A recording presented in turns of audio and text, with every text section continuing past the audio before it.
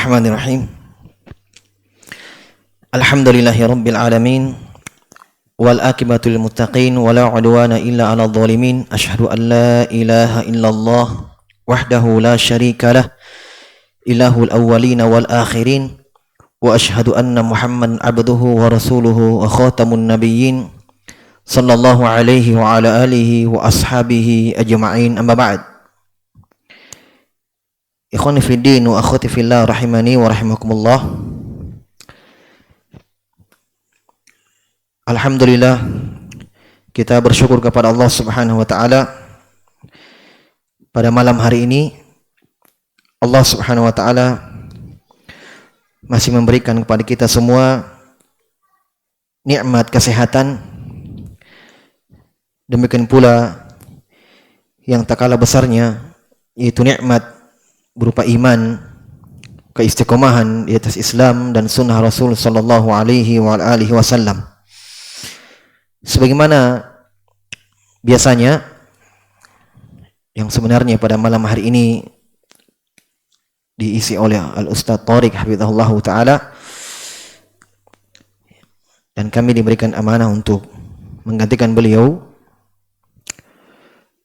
Maka kita pada malam hari ini, pada kesempatan kali ini, kita melanjutkan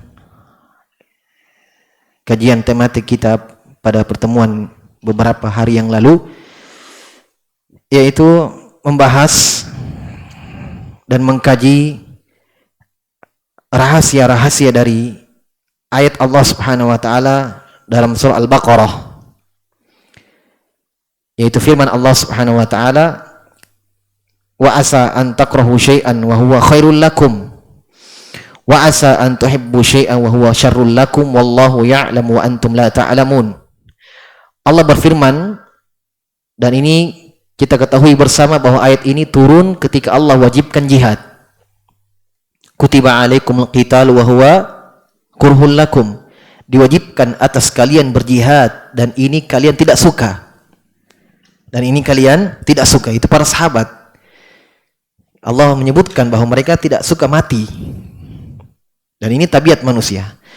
Setelah itu Allah tutup ayat ini dengan firman-Nya, wa asa an takrahu syai'an wa huwa syarrul lakum. Bisa jadi sesuatu yang kalian benci itu baik untuk kalian. Wa asa an tuhibbu syai'an, dan bisa jadi sesuatu yang kalian cintai itu adalah wa huwa syarrul lakum. Ternyata itu adalah kejelekan untuk kalian. Wallahu ya'lamu antum la ta'lamun. Allah Subhanahu wa taala Maha mengetahui sementara kalian tidak mengetahui. Ini yang kita bahas. Kita telah menguraikan beberapa rahasia yang disebutkan oleh Ibnu Qayyim rahimahullah dalam Al-Fawaid. Dua hikmah dan dua rahasia dari ayat ini kita sudah sebutkan. Yang pertama, beliau menjelaskan bahwa ketika seorang hamba meyakini ayat ini, itu bisa jadi sesuatu yang dia benci ternyata itu adalah kebaikan untuk dia. Dan sebaliknya bisa jadi sesuatu yang dia cintai, itu adalah kejelekan untuk dia. Dan Allah mengetahui dan dia tidak mengetahui. Kata Ibnu Qayyim rahimahullahu taala, di antara rahasia ayat ini, yang pertama beliau sebutkan, seorang hamba ketika meyakini ayat itu, maka dia tidak akan pernah merasa aman dari hal-hal yang dia cintai, walaupun itu Allah berikan untuk dia. Entah itu berupa harta, berupa anak, keturunan, kendaraan, rumah. Dari hal-hal yang dia cintai, maka seorang hamba ketika meyakini ayat ini, dia tidak akan pernah merasa aman bahwa dia akan mendapatkan kejelekan, mendapatkan musibah, mendapatkan bahaya dari arah sesuatu yang dia cintai. Dia tidak akan pernah merasa aman dengan itu. Karena Allah katakan bahwa Allah tahu dan kalian tidak tahu. Bisa jadi dari hal-hal yang kita inginkan, dari hal-hal yang kita cintai, ternyata itu keburukan dan musibah, bencana untuk kita. Berarti kita tidak pernah merasa aman. Kita tidak pernah merasa aman.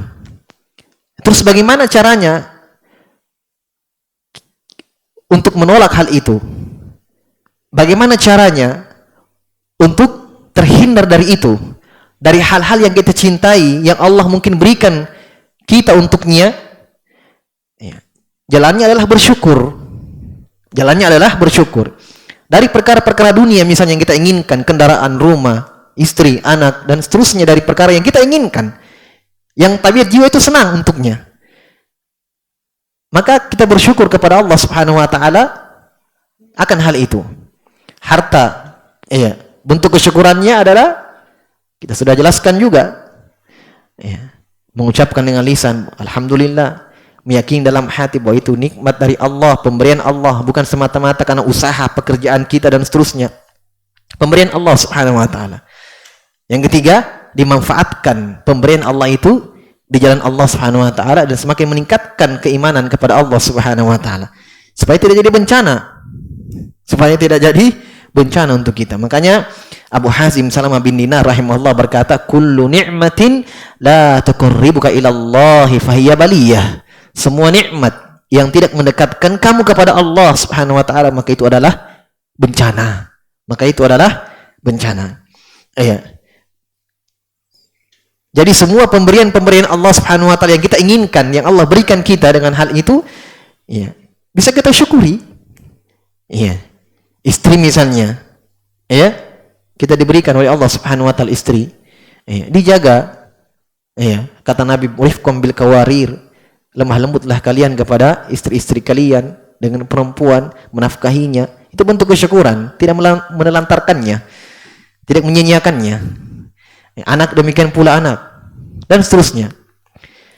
Kemudian kata Ibnu Qayyim rahimahullahu taala, di antara rahasia ayat ini yaitu seorang itu tidak pernah merasa putus asa dari hal-hal yang dia tidak sukai menimpa dia. Ya kan? Kalau dia yakin dengan ayat itu tadi yang kita baca, maka berarti dia tidak pernah merasa putus asa dari sesuatu bencana, sesuatu kejelekan yang menimpa dia.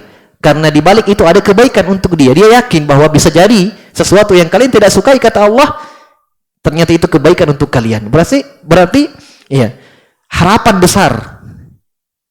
Tidak putus asa dari rahmat Allah. Selalu ada kebaikan di balik itu.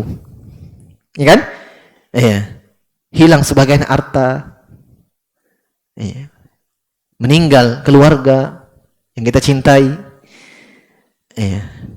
ditimpa musibah, ditimpa penyakit, ditimpa ini, Allah katakan apa? Bisa jadi sesuatu yang kalian tidak sukai adalah kebaikan untuk kalian. Allah tahu dan kalian tidak tahu.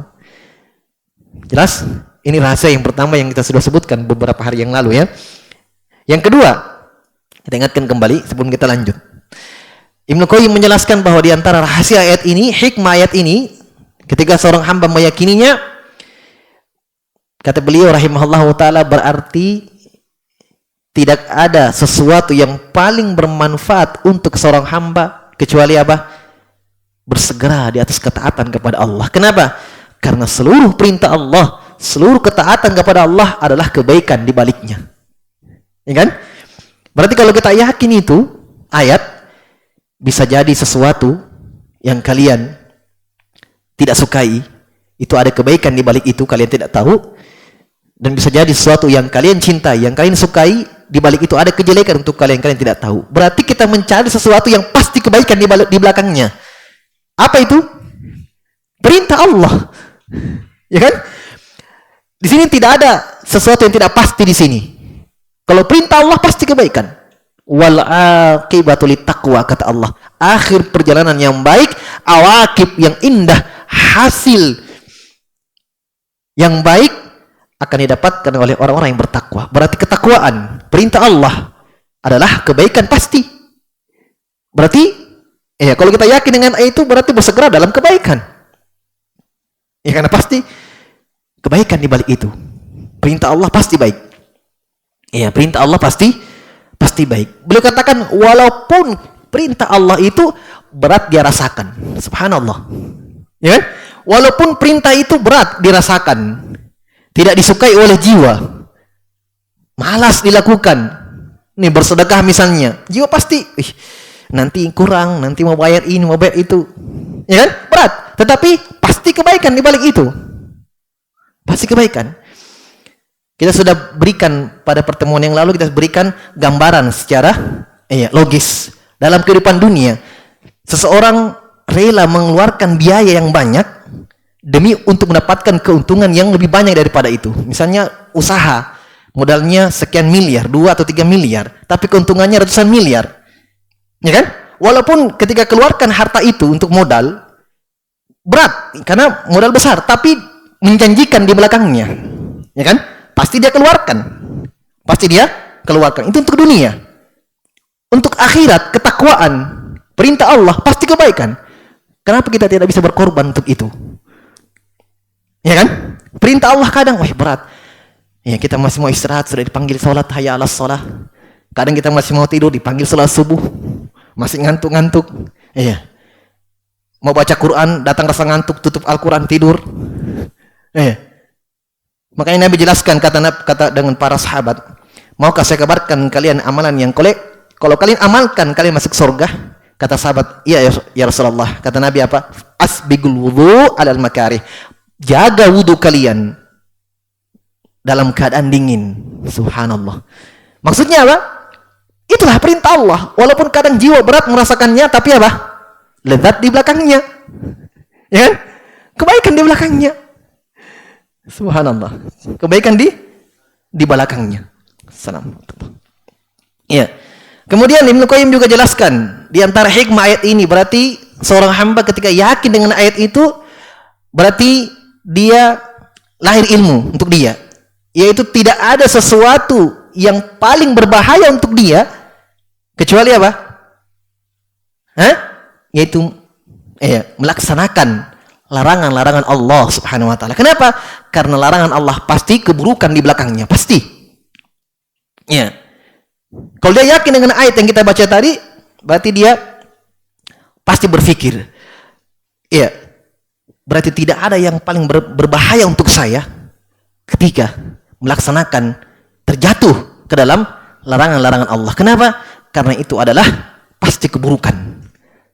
Pasti keburukan. Walaupun kata Ibnu Qayyim rahimahullah, walaupun jiwa terdorong untuk ke sana, tertarik untuk ke sana. Walaupun jiwa terdorong dan tertarik untuk melakukannya. Makanya ketika Jibril diperintahkan untuk melihat sorga, ketika Allah ciptakan sorga pertama kali, maka Jibril disuruh lihat. Kata Jibril, dikembali kepada Allah Subhanahu wa taala, kita melihat sorga, maka Jibril mengatakan, manusia akan masuk ke dalamnya karena indahnya di dalam. Kemudian Allah Subhanahu wa taala menciptakan hal-hal yang mengitari sorga itu dengan hal-hal yang tidak disukai oleh jiwa. Kata Allah, lihat kembali sorga itu untuk kali yang kedua. Maka Jibril alaihissalam melihat dan kembali kepada Allah dan mengatakan apa? Saya khawatir tidak ada hambamu yang masuk ke dalam. Kenapa? Karena dikelilingi oleh yang tidak mengenakkan untuk jiwa, yang tidak disenangi oleh jiwa. Demikian pula neraka, dikelilingi oleh hal-hal yang jiwa tertarik untuk ke sana. Jiwa tertarik untuk ke sana. Maka Jibril mengatakan, saya khawatir manusia akan banyak masuk ke dalamnya. Maka ini diantara rahasia yang Ibnu Qayyim sebutkan dari ayat tersebut. Ketika kita yakin bahwa Allah yang lebih mengetahui hasil dari perkara itu, awakibul umur, maka tidak ada yang paling bermanfaat untuk hamba tersebut kecuali melaksanakan perintah Allah Subhanahu wa taala, karena pasti kebaikan, dan tidak ada yang paling berbahaya untuk seorang hamba, yaitu ketika dia melaksanakan larangan-larangan Allah Subhanahu wa taala, karena itu adalah pasti keburukan. Karena itu pasti keburukan. Kemudian beliau juga jelaskan, beliau katakan bahwa akal yang masih jernih, akal yang masih sehat, yaitu lebih memilih menanggung, merasakan sakit yang sebentar, demi untuk mendapatkan kelezatan dan kebaikan yang berkepanjangan, dan menjauhi kelezatan yang hanya sesaat demi untuk terhindar dari penyakit atau kejelekan yang berkepanjangan. Ini prinsip akal yang masih sehat, dia lebih memilih biarlah penderitaan ini sedikit sebentar, tetapi akhirnya adalah kelezatan yang berkepanjangan, kenikmatan yang panjang. Ya, biarlah ini, ya, saya tinggalkan kelezatan ini, saya tinggalkan kenikmatan ini sebentar, ya, demi untuk terhindar dari kejelekan. Beliau sebutkan seperti misalnya makanan yang enak, ya, di dalamnya ada racun yang membunuh. Ya, beliau katakan ini seperti ini ketaatan kepada Allah Subhanahu wa taala. Ya. Kata beliau, setiap jiwa kita, nafsu kita, ya, terdorong dengan kenikmatan makanan itu, maka racun yang kita ketahui ada dalam makanan itu menghalangi kita. Paham? Ya. Itulah hakikat dari keharaman Allah Subhanahu wa taala. Walaupun jiwa tertarik untuk melakukannya, tapi dia yakin bahwa di balik itu adalah kesengsaraan, ya, kepedihan yang berkepanjangan, dia tinggalkan. Dia tinggalkan. Ya, demikian pula ketaatan kepada Allah Subhanahu wa taala. Walaupun jiwa berat untuk melakukannya, ya, tetapi di balik itu adalah kesenangan yang berkepanjangan, kelezatan yang berkepanjangan, maka dia memilih untuk bersabar sejenak, ya, di atas perintah Allah Subhanahu wa taala. Dan ini harus kita lakukan. Makanya dalam Al-Qur'an itu, ikhwan fiddin rahimani wa rahimakumullah, banyak ayat-ayat yang Allah sebutkan ketika Allah perintahkan untuk ibadah, Allah selingi dengan kesabaran. Itu banyak. Dalam Al-Qur'an, ketika Allah perintahkan nabinya untuk salat, wa'mur ahlaka bis salati wastabir 'alaiha la nas'aluka rizqa nahnu narzuquka wal 'aqibatu lit taqwa. Kata Allah, wahai Muhammad, perintahkanlah anak dan istrimu untuk salat. Kemudian apa kata Allah? Wastabir 'alaiha. Sabarlah kamu di atasnya. Sabar atas apa? Dua, kata para ulama. Sabar dalam memerintahkan mereka, dan sabarlah kamu dalam melakukan salat itu sendiri. Ya. Kenapa? Karena memang kalau bersabar, ya, di atas ketaatan itu agak sulit. Ya. Dan itu dibutuhkan. Kita melaksanakan ketaatan kepada Allah Subhanahu wa taala bukan sebulan, 2 bulan, setahun, tapi kita butuh kesabaran agar istiqomah di atas itu sampai kita meninggal. Allah berfirman, wa'bud rabbaka hatta ya'tiyakal yaqin. Sembahlah Rabbmu wahai Muhammad sampai datang kepadamu yang pasti datang, itu kematian. Yaitu kematian. Oleh karena itu, kesabaran di atas ketaatan Allah Subhanahu wa taala itu dibutuhkan, sangat-sangat dibutuhkan. Karena istiqomah sangat dibutuhkan. Ibnu Taimiyah rahimahullah mengatakan apa? Ya, a'zamul karamah dawamul istiqomah. Pegang itu. Sebesar-besar karamah, ya, seafdal karamah adalah berketerusan istiqomah di atas Islam dan sunnah. A'zamul karamah dawamul istiqomah. Sebaik-baik karamah, sebesar-besar karamah adalah istiqomah sampai meninggal. Itulah seafdal karamah. Ya. Oleh karena itu, ini merupakan ilmu yang sangat penting dari ayat yang kita sebutkan tadi. Kemudian Ibnu Qayyim melanjutkan, kata beliau rahimahullah, walakin hadza yahtaju ila fadli ilmin tudraku bihil ghayatu mimma badiha wa quwwati sabrin yuwattinu bihi nafsahu ala tahammuli li masyaqqati tariq lima yu'ammilu indal ghayah. Kata beliau, iya, ketika seorang hamba itu mengetahui bahwa perintah Allah adalah hal yang paling bermanfaat untuknya karena pasti mendatangkan kebaikan. Demikian pula dia tahu, dia yakin bahwa larangan Allah Subhanahu wa taala itu pasti mendatangkan keburukan di belakangnya, walaupun jiwa tertarik untuk melakukannya. Ya, kata beliau, kalau kita ingin kuat dalam hal itu, kata beliau, ini membutuhkan keutamaan ilmu agama. Subhanallah, ini membutuhkan ilmu yang kuat. Ya, membutuhkan ilmu yang kuat supaya dia bisa melihat ke depan. Paham? Supaya dia bisa melihat hasilnya, awakibnya. Jangan dia terpana pada apa yang di depannya. Ya. Seperti misalnya larangan Allah, jangan dia melihat hanya itu yang enak. tertarik, terdorong. Tapi kalau dia punya ilmu yang kuat, dia melihat hasilnya, weh, di belakang kesengsaraan. Ya kan? Makanya yang terjatuh dalam maksiat dan dosa itu orang jahil. Ya kan? Orang tidak tahu. Kenapa? Karena dia hanya melihat mabadinya. Yang di depan dia. Semata-mata lezat, nikmat, kelezatan. Dia tidak pikirkan di belakangnya. Nanti urusannya. Di belakang urusannya. Yang penting lakukan dulu lah. Ini kan jahil. Makanya Ibnu Qayyim mengatakan, kalau mau kuat dengan itu, membutuhkan ilmu agama. Membutuhkan ilmu agama. Perintah. Ya kan? Perintah. Kalau orang-orang jahil yang tidak tahu, jauh dari ilmu agama, melihat perintah-perintah Allah, satu keletihan, satu kebosanan, ya kan? Satu menghabiskan waktu. Apalagi yang ada di pikiran orang-orang awam yang tidak tahu agama, jauh dari perintah Allah. Pasti itu. Capek. Apalah, ya kan? Dia lihat cuma itu. Dia tidak pikir di belakang dari perintah itu. Kemuliaan yang berkepanjangan.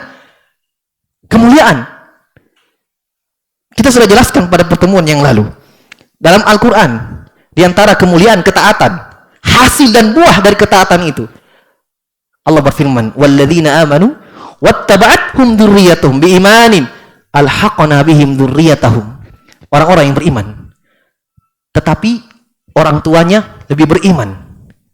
Ya, orang-orang yang beriman, kata Allah, wattaba'athum dzurriyyatuhum biimanin, dan keturunan-keturunannya, anak cucunya mengikuti dia dalam keimanan, tapi lebih beriman orang tuanya. Anaknya juga beriman, tapi lebih besar imannya orang tuanya. Apa kata Allah? Alhaqna bihim dzurriyyatahum. Kami gabungkan anaknya bersama orang tuanya di dalam surga. Subhanallah. Ini buah dari ketakwaan. Coba dipikirkan ini. Ya? Kata para ulama, di antara Imam Syafi'i, orang tua saja yang lebih beriman daripada anaknya, anaknya diangkat derajatnya, digabungkan oleh orang tuanya. Kata Imam Syafi'i, lebih lagi kalau anak yang lebih bertakwa, orang tua dikalahkan oleh anaknya, pasti lebih pantas untuk diangkat, digabungkan bersama anaknya. Kenapa? Karena anak itu hasil dari usaha orang tuanya. Hasil usaha orang tuanya. Oleh karena Imam Syafi'i, dan ini juga difatwakan oleh Syekh Albani, semua amalan soleh dari anak, puasa, sholat, bacaan Qur'annya, orang tuanya dapat pahala. Pasti. Kenapa? Karena Allah berfirman, wa allaysa lil insani illa ma sa'a. Seorang manusia tidak mendapatkan kecuali apa yang dia usahakan. Kata Imam Syafi'i, anak adalah hasil usaha orang tua. Ya kan? Berarti semua amalan anak itu, baca Qur'annya, sholatnya, puasanya, hajinya, zakatnya, semuanya orang tua dapat pahala walaupun orang tuanya sudah meninggal. Ya, walaupun orang tuanya sudah meninggal.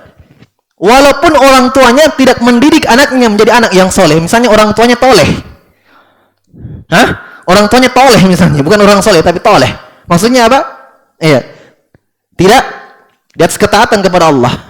Dia mendapatkan syafaat dengan anaknya, amalan anaknya. Apalagi kalau memang orang tua mendidik anaknya menjadi anak yang baik. Mendapatkan kebaikan. Jadi Ibnu Qayyim katakan, ini semua membutuhkan ilmu agama. Supaya dia jangan tertipu dengan apa yang terlihat di kasat mata. Dia bisa melihat jauh ke belakang. Melihat masa depannya. Ya? Melihat, mempersiapkan untuk kehidupan akhiratnya. Wa quwwati sabrin yuwattinun bihi nafsah ala tahammuli masyaqqatit thariq. Yang pertama, dia butuh ilmu. Yang kedua, dia butuh kesabaran yang kuat. Masya Allah. Dia butuh kesabaran yang kuat, agar dengan kesabaran itu dia bisa melatih jiwanya untuk memikul semua perasaan-perasaan berat yang ada di atas jalan Allah Subhanahu wa taala. Untuk beramal, untuk bersedekah, untuk sholat, untuk baca Quran, untuk semua amalan pasti ada perasaan berat. Ya kan?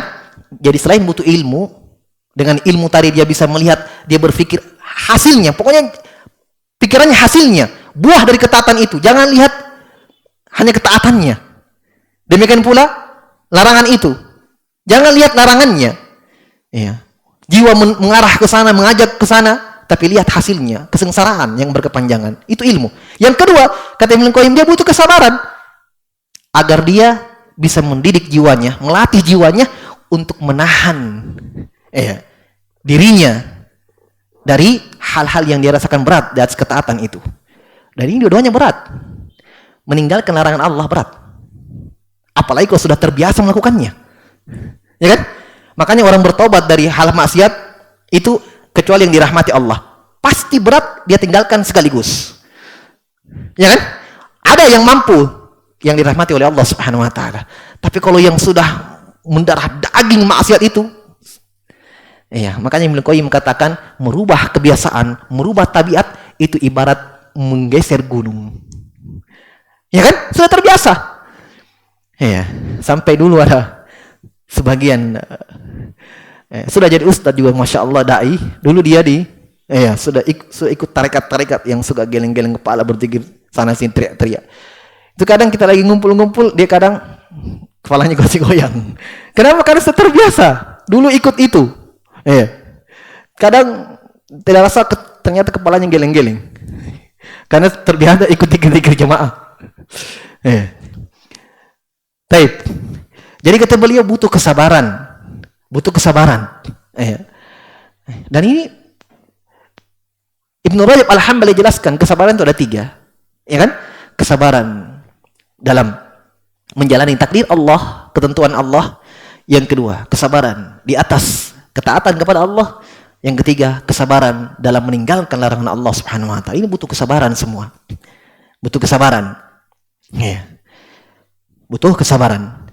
Fa idza faqada al-yaqin was-sabra, fa idza faqada al-yaqinu was-sabru ta'adzzaru alaihi dzalik. Ibnu Qayyim katakan, kalau dia seorang hamba itu kehilangan ilmu dan kesabaran, maka dia akan hilang dari dia keutamaan itu tadi. Hilang dari dia. Tetapi wa idza qawiyal yaqinu wa sabruhu hana alaihi kullu masyaqqatin yatahammaluha fi talabil khair ad-da'imil ladzah ad-da'imah. Kata Ibnu Qayyim rahimahullah, tapi kalau ilmunya kuat, kesabarannya kuat, keyakinannya kuat, maka dia akan bisa, dia mudah bagi dia, enteng bagi dia, ringan bagi dia, semua beban-beban, semua hal-hal yang dianggap berat itu jadi ringan. Bisa dia pikul. Dan ini kita sudah jelaskan juga pada pertemuan yang lalu bahwa masyaqqah itu dalam syariat ada 2. Ya kan? Hal-hal yang berat dalam syariat itu ada 2 bagian. Yang pertama, ini dinafikan dalam syariat, sama sekali tidak ada. Berat apa ini maksudnya? Perasaan berat yang sama sekali jiwa tidak mampu melakukannya. Ini dinafikan dalam syariat. La yukallifullahu nafsan illa wus'aha. Allah tidak membebankan kalian kecuali kesanggupan kalian saja. Makanya kalau tidak mampu berdiri dalam salat itu apa? Duduk. Kalau tidak mampu duduk, berbaring. Ya kan? Kenapa? Karena memang masyaqqah, ketidakmampuan, perasaan berat dalam melakukan ibadah itu dinafikan sama sekali. Yang di luar kemampuan. Paham? Yang kedua, ada perasaan berat tapi jiwa masih mampu melakukannya. Nah, ini ada dalam syariat. Ada dalam agama. Paham? Kadang kita mau berwudu misalnya agak dingin. Ya bisa. Kan ditahan. Apalagi kalau kita berada di negara-negara yang dingin atau di daerah-daerah yang dingin. Itu besar pahalanya. Karena ada masyaqqah di situ. Tapi masih mampu kita lakukan. Ya kan? Kadang masih mau tidur, dipanggil untuk sholat, hayya 'alas shalah, sholat subuh. Berat kan? Ya, tapi masih mampu. Nah, tinggal bangun, cuci muka, selesai. Ya. Kalau hal-hal ini dalam syariat yang seperti ini, masyaqqah seperti ini ada. Masyaqqah yang seperti ini ada dalam syariat, tidak dinafikan. Sebagaimana hadits yang kita baca tadi, kata Nabi SAW, mau saya kabarkan kepada kalian amalan yang masukkan ke dalam surga? Kata sahabat, iya Rasulullah. Kata Nabi, asbigul wudu alal makarih. Jagalah wudu kalian dalam keadaan dingin. Dalam keadaan dingin. Berarti ini kan ada masyaqqah, ada perasaan berat, tapi masih mampu dia lakukan. Makanya mendapatkan keutamaan. Dapatkan keutamaan. Iya. Ini diantara faedah dari ayat ini. Jadi sudah 2 ya atau 3 faedah. Kata beliau, wa min asri hadhil ayah, dari rahasia-rahasia ayat ini itu dalam surah Al-Baqarah, annaha taqtadi minal abdi at-tafwidha ila man ya'lamu awaqibal umur waridha bima yakhtaruhu wa yaqdihi lahu lima yarju fihi min husnil aqibah. Masya Allah. Kata beliau, di antara rahasia ayat ini, itu kata Allah Subhanahu wa taala, bisa jadi sesuatu yang kalian tidak sukai itu kebaikan untuk kalian, dan bisa jadi sesuatu yang kalian cintai ternyata itu kejelekan untuk kalian. Allah Maha tahu dan kalian tidak tahu. Kata beliau, di antara rahasia ayat ini, seorang hamba itu akan menyandarkan seluruh urusannya, menyerahkan semua urusan kehidupannya kepada zat yang mengetahui hasil, awakib, hal yang tersembunyi dari sesuatu itu, yaitu Allah Subhanahu wa taala. Ya kan? Allah kan sudah jelaskan bahwa hal-hal yang kalian tidak sukai itu bisa jadi itulah kebaikan untuk kalian, tapi kalian tidak tahu. Bisa jadi sesuatu yang kalian cintai itu adalah kejelekan untuk kalian, kalian tidak tahu. Berarti apa? Kita dapat ilmu dari ayat itu, berarti kita serahkan semua urusan kita kepada Allah yang Maha mengetahui di balik perkara itu. Ya kan? Kita kan tidak tahu, ini kalau saya lakukan ini apa akibatnya? Apa yang terjadi nanti? Kita cuma berusaha saja, hasilnya Allah yang tentukan. Ya kan? Ya. Kita tidak tahu. Ini kalau saya melangkah, misalnya ada 3 pilihan di depan kita. Ini, kalau saya lakukan ini, Allah yang tahu apa di belakangnya, kebaikan atau kejelekan. Pilihan yang kedua, kalau saya lakukan ini, bisa jadi terjadi yang jelek, bisa jadi buruk. Tidak ada yang tahu. Manusia cuma bisa memprediksi. Bisa benar, bisa salah. Hanya Allah yang tahu yang apa yang pasti. Ya kan? Kata beliau rahimahullah, berarti faedah dari ayat itu, seorang hamba akan menyerahkan seluruh urusannya, seluruh kehidupannya kepada zat yang Maha mengetahui hasil dari sesuatu. Waridha bima yakhtaruhu lahu wa yakdihi lahu, dan dia akan ridha, senang, ridha dengan apa yang Allah pilihkan untuk dia. Perhatikan ini baik-baik. Kalau kita yakin ayat itu, maka pasti kita selalu akan terima dan ridha, pasrah dengan apa yang Allah tentukan untuk kita, baik atau buruk di mata kita. Ingat, kita sudah jelaskan juga pada pertemuan sebelumnya bahwa seluruh apa yang Allah kehendaki pasti apa? Pasti baik. Pasti benar. Ya kan? Iya. Ini kalau ditinjau dari perbuatan Allah menakdirkan itu. Ya kan? Kalau kita lihat dari yang terjadi, betul, ada yang baik, ada yang buruk. Ada yang kafir, ada yang maksiat, Fir'aun kafir, Abu Thalib kafir, Abu Lahab kafir. Ya kan? Semua meninggal dari kekafiran. Baik atau buruk ini? Buruk. Tidak ada yang mengatakan kekufuran itu baik. Allah pun tidak suka keburukan. Allah pun tidak suka kekufuran. Wala yarda li ibadihi al-kufur. Kata Allah, Allah tidak ridha dengan hambanya kekufuran. Ada yang beriman, Abu Bakar beriman, Umar beriman, Utsman beriman, Ali beriman, dan para sahabat dan orang-orang yang beriman. Baik, buruk. Tapi ditinjau dari perbuatan Allah menakdirkan 2 ini, baik atau buruk? Baik. Semua perbuatan Allah yang Allah pilih baik. Tapi ditinjau dari apa yang terjadi, ada yang baik, ada yang buruk. Tapi ditinjau dari perbuatan Allah menakdirkan 2 ini baik. Selalu baik. Ustaz, kenapa Allah tidak suka tapi Allah takdirkan? Hah? Kenapa Allah tidak suka dengan kekufuran tapi Allah takdirkan? Allah lakukan, Allah kehendaki. Kita sudah jawab. Tidak usah lihat Allah Subhanahu wa taala apa yang Allah perbuat.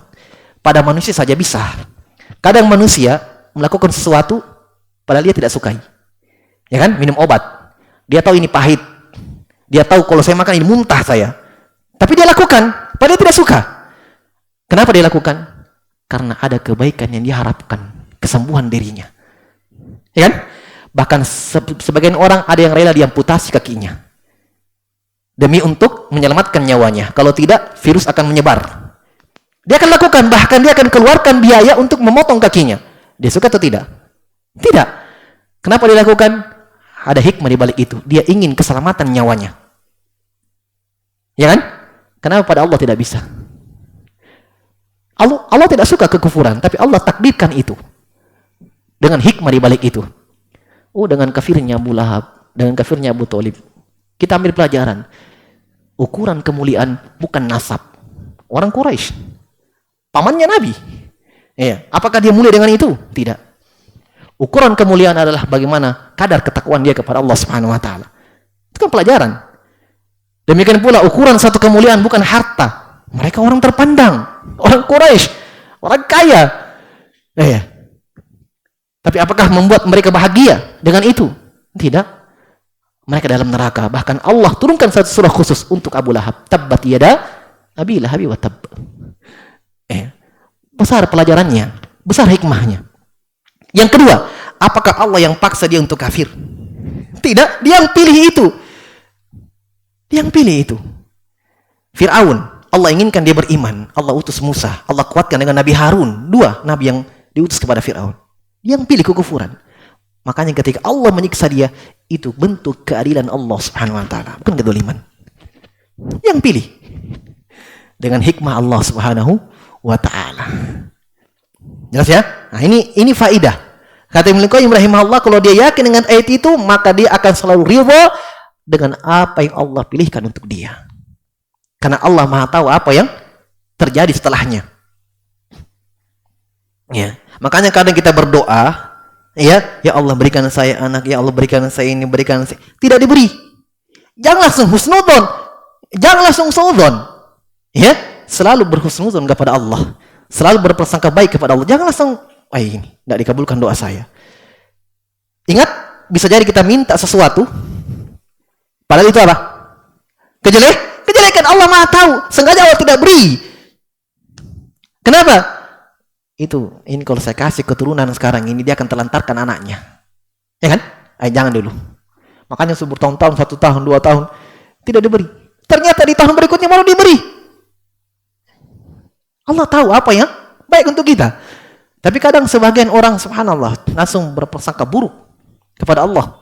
Saya sudah berdoa tidak diberi ini. Sehingga naudzubillah kadang futur, kadang terjatuh ke dalam kemaksiatan, putus asa dan seterusnya. Nabi bersabda, Allah berfirman, ana inda dzanni abdi bi. Saya tergantung dengan prasangka hamba kepada aku, kata Allah Subhanahu wa taala. Kalau dia prasangka baik, maka kebaikan akan dia dapatkan. Kalau dia selalu bersangka buruk, keburukan dia akan dapatkan. Karena Allah tergantung dengan sangkaan kita kepada Allah Subhanahu wa taala. Kata Ibnu Qayyim rahimahullahu taala, dia akan selalu ridha dengan apa yang Allah pilihkan untuk dia. Lima yarju fihi min husnil akibah. Karena dia selalu mengharapkan kebaikan-kebaikan di balik apa yang Allah pilihkan untuk dia. Apa yang Allah pilihkan untuk dia. Wa minha, di antara rahasia ayat ini, annahu la yaktarihu ala rabbih. Masya Allah. Seorang hamba kalau dia yakin dengan ayat tersebut, dia tidak akan pernah mengkritik Allah Subhanahu wa taala. Tidak pernah mengkritik Allah dengan apa yang Allah putuskan untuk dia. Kenapa begini? Ini yang saya mau, kenapa ini yang dikasih? Ini yang saya mau, kenapa ini yang diberi?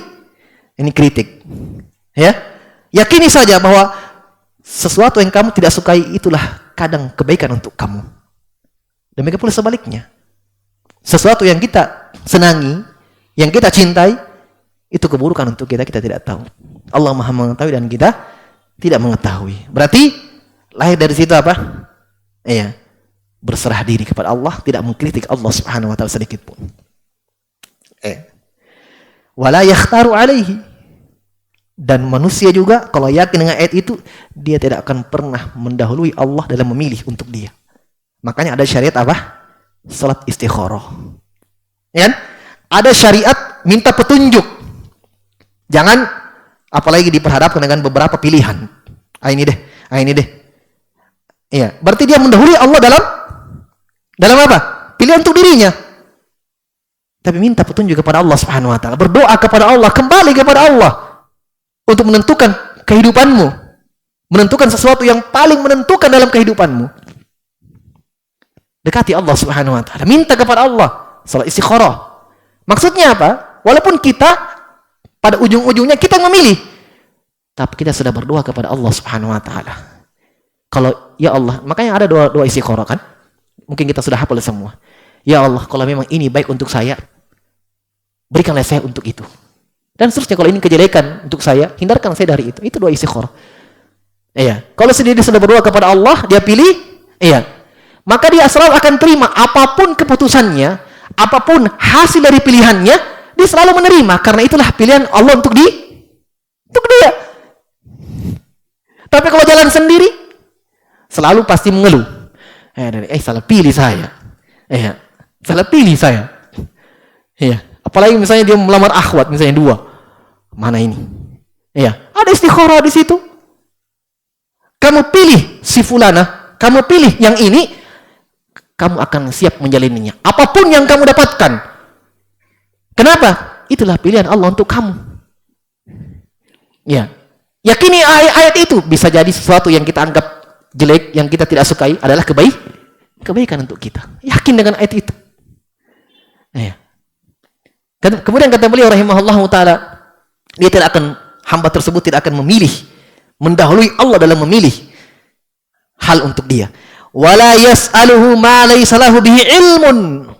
Ilmu berikutnya, dia tidak akan pernah meminta kepada Allah yang dia tidak ada ilmu padanya. Yang dia tidak ada ilmu padanya. Iya. Makanya di antara adab-adab berdoa ada adab-adabnya. Ya, supaya doa kita yang kita minta kepada Allah jangan sampai kita meminta sesuatu yang kita tidak ada ilmu padanya. Kita menyangka ini kebaikan untuk kita padahal itu keburukan. Iya, ada adab-adab di situ.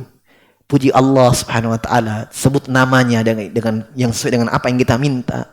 Ya Razzaq urzuqni, wahai Engkau yang memberikan rezeki, berilah rezeki kepadaku. Iya.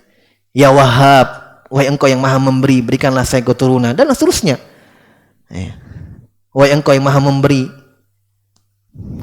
Ya, adab dalam berdoa. Kemudian kata beliau, fala'alla madarratah wa halakah fihi wa huwa la ya'lamu. Dia tidak akan meminta kepada Allah apa-apa yang dia tidak punya ilmu padanya, pada yang dia minta itu. Karena bisa jadi musibah untuk dia, keburukan untuk dia, kebinasaan untuk dia pada apa yang dia minta dan dia tidak tahu.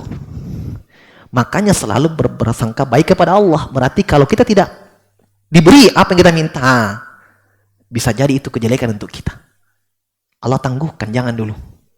Atau bisa jadi Allah sudah kabulkan tapi dengan hal yang lain, bukan yang kita minta. Atau kita diselamatkan dari bahaya. Itu lebih bermanfaat dari apa yang kita minta. Misalnya kita minta anak. Ya, sudah bertahun-tahun menikah belum punya anak. Kita minta ya Allah berikan saya anak. Tidak diberi juga. Ternyata kita sudah diselamatkan dari bahaya.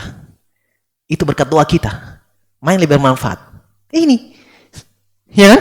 Kita diselamatkan dari bahaya. Berarti Allah secara tidak langsung sudah mengabulkan doa kita. Hanya manusia hanya melihat dikabulkannya doa adalah sebatas apa yang dia minta, itulah. Iya.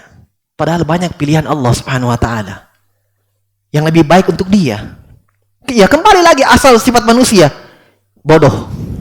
Ya kan? Hanya Allah yang Maha mengetahui. Manusia bodoh. Iya.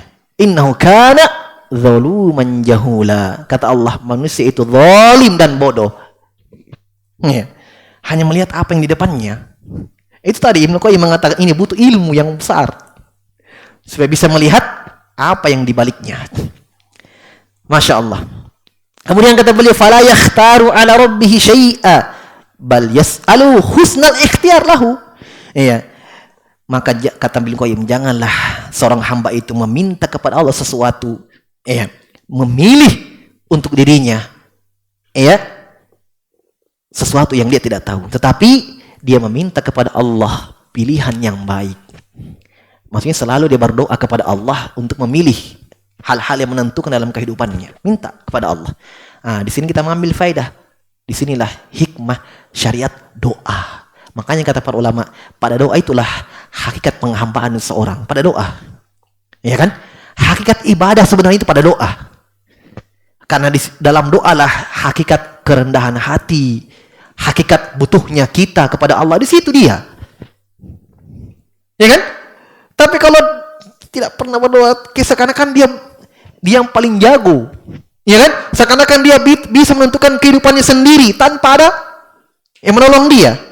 Tapi kalau seorang hamba mengadahkan tangannya ke atas, berdoa kepada Allah, ada dalam hatinya, ya, sifat butuhnya dia kepada Allah. Itulah ibadah sebenarnya. Kan ibadah itu artinya ibadah. Merendah itu artinya abadah. Makanya Buddha dikatakan hamba. Karena dia hina. Ya kan? Berarti kalau kita berdoa, ada perasaan dan keyakinan kita butuh memang pada Allah Subhanahu wa taala. Dan itu ada pada doa. Ada pada doa. Makanya salat itu doa. Dari awal sampai akhir doa. Ya kan? Doa masalah namanya. Doa ibadah. Doa masalah itu doa permintaan. Kalau ibadah, doa. Doa ibadah namanya. Jadi semua ibadah adalah doa. Salat, zakat, puasa, haji, baca Quran, semua ibadah, doa. Dari si mana? Karena ketika kita beribadah, kita mengharapkan pahala kita diterima oleh Allah Subhanahu wa taala, ya tidak? Ya kan? Itulah doa. Ketika kita beribadah kepada Allah Subhanahu wa taala, ada perasaan butuh kepada Allah Subhanahu wa taala di situ. Itulah ibadah. Itulah ibadah dan itulah hakikat doa. Kemudian kata beliau rahimahullahu taala, wa ayyur yuraddiyahu bima yakhtaruhu fala anfa'alahu min dzalik. Maka seorang hamba itu selalu meminta pilihan yang baik kepada Allah Subhanahu wa taala, ya, dan dia selalu ridha apa yang Allah pilihkan untuk dia, dan itulah yang paling bermanfaat untuk dia. Tidak ada yang lebih bermanfaat untuk dia kecuali itu. Kecuali itu.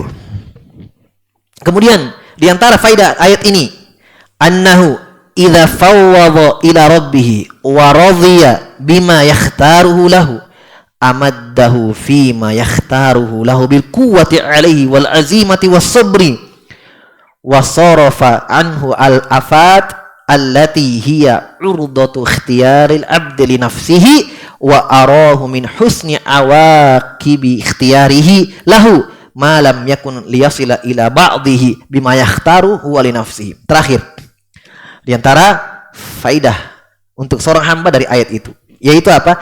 Ketika seorang hamba sudah menyerahkan, menyandarkan seluruh perkaranya kepada Allah yang Maha mengetahui, ya, dan dia ridho dengan apa-apa yang Allah pilihkan untuk dia, ya, dan dia diberikan, ya, apa yang Allah pilih untuk dia, dia akan merasakan atau dia akan bisa bersabar dan bertekad kuat menjalani apa yang Allah pilihkan untuk dia. Kenapa? Karena dia sudah yakin pilihan Allah yang terbaik. Pilihan Allah selalu indah, ketentuan Allah selalu baik.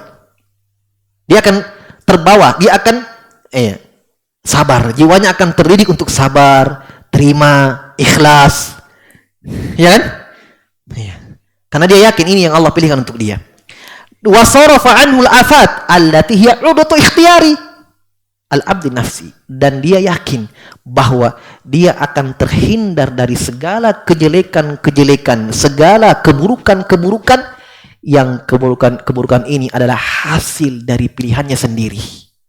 Ketika dia tidak meminta bimbingan dari Allah Subhanahu wa taala, dia akan terhindar dari itu. Dia akan terhindar dari berkeluh kesah, mengeluh, tidak terima. Ya, itu kalau pilih sendiri. Kalau jalan sendiri, ya, ketika terbentur dengan benturan, cobaan, ya, dia akan salah pilih, ya, salah, dan seterusnya dari ucapan-ucapan yang keluar dari orang yang berkeluh kesah kepada Allah Subhanahu wa taala. Dan dia, kata beliau, dan dia akan melihat kebaikan hasil dari apa yang Allah pilihkan untuk dia.